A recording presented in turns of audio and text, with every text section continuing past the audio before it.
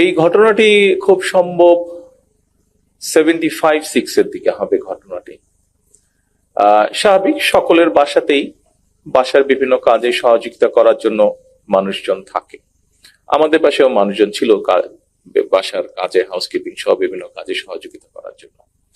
তখন বয়স কম, স্বাভাবিকভাবেই এই বয়সে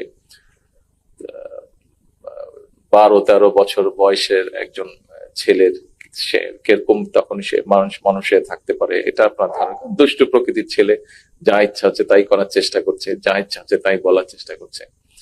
এবং স্বাধীনতার পর এখন যেরকম আনফরচুনেটলি দেখা যায় যে সোশ্যাল মিডিয়াতে বুলিং হয়, তো স্বাধীনতার পর আমরা তখন ছোট, বিভিন্ন পাকিস্তানের মাত্র গিয়েছি, পাকিস্তানে অনেক বেশ কিছু শব্দ যেগুলো দিয়ে মানুষকে বুলিং করা যায়, এরকম শব্দগুলো আমরাও শিখেছি তখন স্কুল থেকে, এরকম শব্দ।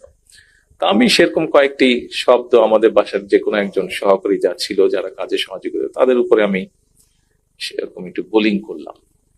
যেভাবেই হোক আব্বা জিনিসটা জানতে পেরেছেন। জানতে পারার পরে যতটুকু আমার মনে পড়ে, উনি কানটা এইভাবে ধরে টেনে আমাকে নিয়ে গেলেন।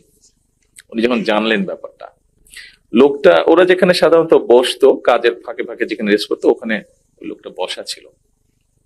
উনি কানটা টেনে ধরে আমাকে নিয়ে গেলেন, নিয়ে গিয়ে আমাকে বললেন যে ওকে সরি বলো। উনি আমাকে বাধ্য করলেন ওকে সরি বলার জন্য। যাই হোক, তখন মারের ভয়ে যেভাবেই হোক, শাসনের ভয়ে আমি তো সরি বলেছি। উপস্থিত নেতৃবৃন্দ, কর্মী ভাইরা, এই ঘটনাটি আমি আপনারা যে শুনলেন, আপনাদের সামনে যেভাবে আমি তুলে ধরলাম ঘটনাটা, কানটা ধরার স্টাইলটা যেটা দেখালাম, নিশ্চয়ই আপনারা খুব মজা পেয়েছেন। বাট আমি মজা দেওয়ার জন্য আপনাদেরকে ঘটনাটা বলিনি। আমি ঘটনাটা আপনাদের সামনে উল্লেখ করেছি, এটি আমাদের সামাজিক বা পারিবারিক শিক্ষার একটি বিষয় আছে এখানে।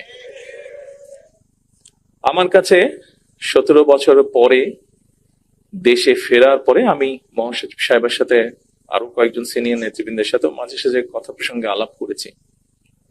আমার কাছে মনে হয়েছে আমরা ছোটবেলায় যেই পারিবারিক বা সামাজিক শিক্ষাটা পেয়েছিলাম, কোথায় যেন একটা অভাব মনে হয়েছে দেশে ফিরে আসার পরে।